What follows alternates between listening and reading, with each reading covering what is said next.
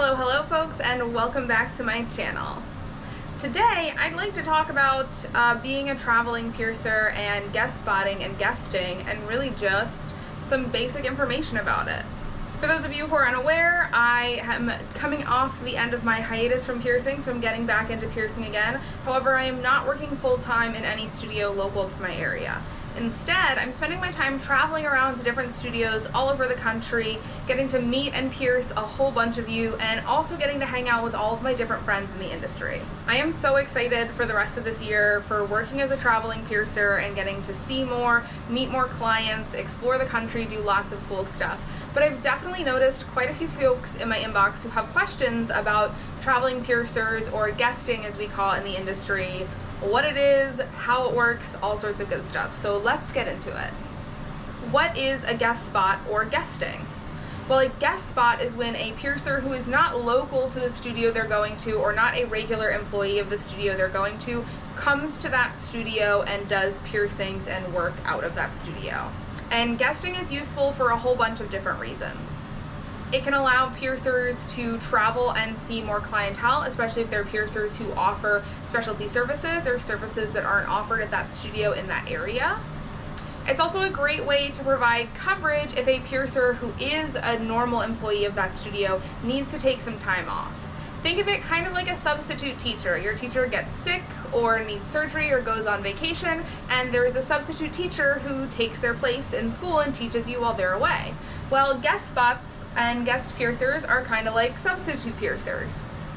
When the regular piercer who's working at the studio is away for whatever reason, a guest piercer comes in and still pierces, allows the studio to still see clients and do piercings and do stuff, and gives that piercer the opportunity to take some time off without having to worry about the studio while they're gone. A lot of studios only have a handful of piercers on staff, and there's just not quite enough staff for one of the local piercers to always cover for especially long stints of times. So you'll see a lot of guest piercers come to different studios while the primary piercers are away for whatever reason. Now, the next big question I usually get is, are guest spot piercers safe or good to see? And I think that's a really valid question for folks to ask. After all, if you have a rapport with your home or local studio, you know the piercers there, you know the staff there. Now there's this new person who you've never met before, who you don't know anything about, who's showing up at piercing, and you're not sure if they're someone that you can trust or not. And I do think it's important to be wary, because not all guest piercers are created equal. Just like doing your research for finding a new piercer that you want to see or picking a piercer at your studio, you should do the same looking into guest piercers. Most traveling piercers are going to have a pretty robust portfolio because they're traveling, so they know that they're going to places where folks aren't familiar with them. So you can look at their portfolio online, take a peek at their work, see if it's looking good. For those who are unaware, I do have a blog post on my website all about looking at portfolios and identifying safe piercers. That would be really helpful to read if you're curious. Now, figuring out if a guest piercer is good or safe or not becomes really easy if you are familiar and have a good rapport with the local piercers at your studio, because you can just ask them. Generally, I shouldn't say generally, ideally, if a studio is having someone come out as a guest piercer, it's someone that they trust is going to be able to handle their clients well, who knows what they're doing, who's a skilled piercer. But every now and again, folks do slip through the cracks, and I myself have unfortunately seen someone who looked amazing on paper come to my studio to guest, and after watching them only do a handful of piercings, I was like, I cannot have you piercing in my studio. This is not the level that we look for here. Now, it does make things a little bit tricky, especially as a client. So definitely just do your research. Check out their portfolio, see their vibe, see their energy, see if you like chatting with them and spending time with them, if you trust them, and also talk to the piercers at the studio that are hosting them. Are they enthusiastic and excited about having this person out? Do they have nothing but good things to say? Have they watched them pierce before or worked with them before? A lot of times there's a handful of piercers who are traveling or guesting any given year or two, and those are the piercers that most quality studios go with for guest piercers and guest coverage. So there's a couple, there's a handful of folks who are typically doing those guest spots, and those are folks who are all really amazing, really talented, really skilled traveling piercers. So if you have a great studio, you can probably trust that the person they're bringing is safe, but still do your research and check anyway. Do guest piercers offer all piercings? That is entirely dependent on the guest piercer and the studio that they're going to. For me, when I guest and travel, I do tend to offer a more limited selection of services. For example, I typically at a home studio do offer cheek piercings. These are a more advanced piercing with a much more difficult heal time, and they require a lot of care and upkeep during the healing process to maintain them. For me, I don't feel like it's ethically right to do a piercing like that needs so much aftercare if I'm only at the studio for a week or two and then I'm leaving and I'm not going to be present to help the client with that care. So I typically don't do that piercing while I'm traveling. On the flip side, I do offer a lot of genital piercings, and those can also require care and cleaning. Those I will do while I'm traveling if I'm visiting a studio where there is a piercer who is knowledgeable in aftercare and troubleshooting to take care of them. Sometimes I do guest at studios where none of the piercers there have had a ton of training in genital piercings, or if they're trained in them, they're only trained in the simplest ones. They're not trained in more advanced genital piercings or things like genital work for trans clients and things like that. If there's not a safe piercer that I know my clients can go to follow up with who's educated about the types of piercings that they're getting, those aren't services that I'll offer on that guest spot. Because again, I just don't think it's right to do those piercings and leave the clients without the help they need while their piercings are healing. And some of it just comes down to comfort level. I will say that there is something so much easier about doing certain piercings in your home room, your home studio, your home environment, like a space that's yours where you know where everything is, you have all the extra tools you might want, all that good stuff. And there are some piercings that are just super complicated, or I really want a certain tool for or a certain setup and I just don't have that at a studio that I'm guesting at, so I might opt not to offer that. And that's mostly because if I'm offering any piercings, I really want to give 100% to my client and make sure that their experience is amazing and perfect. And if I know I don't have everything I need to do that, I'm just not going to give someone 80% or 50% of a piercing experience. That just doesn't sit right with me. Now, a lot of folks who are aware that there are guesting and traveling piercers are always asking me, what's the best way to book with a traveling piercer or a guesting piercer? And that's pretty easy. Each piercer who guests has different preferences for booking and scheduling, and those will typically be incredibly available on their social media or websites.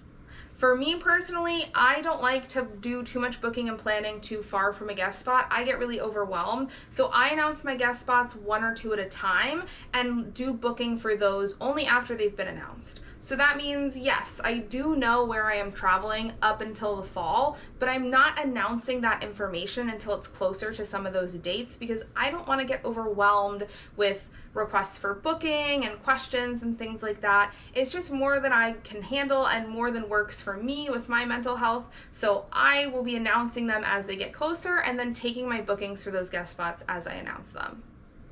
That being said, that's just me. I know other guest piercers who announce basically their whole year schedule as soon as they know it all at once, and you can message them and schedule with them to book at any point in time. It's all just kind of a free-for-all. And that's the method that works really well for them, and that is awesome. So each guest piercer is going to be a little different when it comes to booking, but you can always take a look at their social media or online and find them. And you can also always message them and say, hey, are you going to be in a city near me, or do you know when you're going to be here? The only thing I ask is that you respect boundaries if a guest piercer doesn't have that information yet or doesn't want to give it out. It can get super overwhelming to get literally dozens of emails and messages about booking and scheduling. So not every guest piercer is going to announce every date as soon as they know it. They may announce it in a more staggered timeline the way I do, just to keep things manageable when it comes to booking and scheduling. Another question that I get asked a lot is, should I tip a guest piercer at all or any differently than I tip my regular piercer? And I'd like to preface this by saying that at least for me, tips are appreciated, but they're never expected. A really good studio is going to take care of their piercers and their guest piercers with a livable wage before tips. That being said, tipping can still be a really big part of a lot of different piercers' income, and guest piercers do tend to incur more expenses because they're traveling to these locations and they're doing this extra coverage. In an ideal world, the studio would cover and make up for those expenses when it comes to guest piercers, but in a realistic world, that's not always the case. So I would say if you have a really great experience with a guest piercer, if it's someone who you're really excited to see or you're getting a specialty service, if you're able to and you can afford to tip them, absolutely do that. Tips are always appreciated. And if you can't afford to tip them, since guest piercers tend to travel a lot, ask them if there's any way that you could leave a review for them. If they have a Facebook page or an Instagram or a website where you could leave a review about your experience if you had a good one, which could help them find more clients when they're traveling. Tips definitely don't have to be money. Honestly, sometimes it's more meaningful to me if a client brings a toy for my cats or something that made them think of me or a piece of artwork, or takes the time to message me and say, hey, can I write a really great review for your website? I had such an amazing experience with you and I'd like to share that experience with others, or posts publicly and lets people know that they had that experience with me and they really enjoyed it. A lot of times those mean more to me than money ever can. And of course, the last and biggest question that I do get asked quite often is, should I get pierced by a guest piercer? And before you think that I'm going to be biased because I guessed, I really want to give an honest perspective here as someone who, when I was a client, did go and get pierced by a lot of guest piercers, and I had some really amazing experiences, and I had some not so amazing experiences. I think this can be a question for a lot of folks, especially if you build like a rapport and a comfort level with piercers that you know at your studio. And yes, it's exciting that there's a new piercer coming who's guesting. Maybe it's someone who you follow online, and maybe it's someone you've never heard of before, but you're just excited for a new experience. But I think it's normal for there to be some hesitancy if you're like not sure about the person, you've never met them, you don't know how they work. If you're unsure, it doesn't hurt to reach out to a piercer and message them and just ask some basic questions. How long are you going to be in town for? What services are you offering? What's the aftercare going to be like? And get a feel for the person and the piercer and the interaction you have with them. Are they someone who makes you feel comfortable and you're mostly excited about seeing them? Or do you get a bad read on them and you're not sure if their personality or their methods or techniques work for you as a client?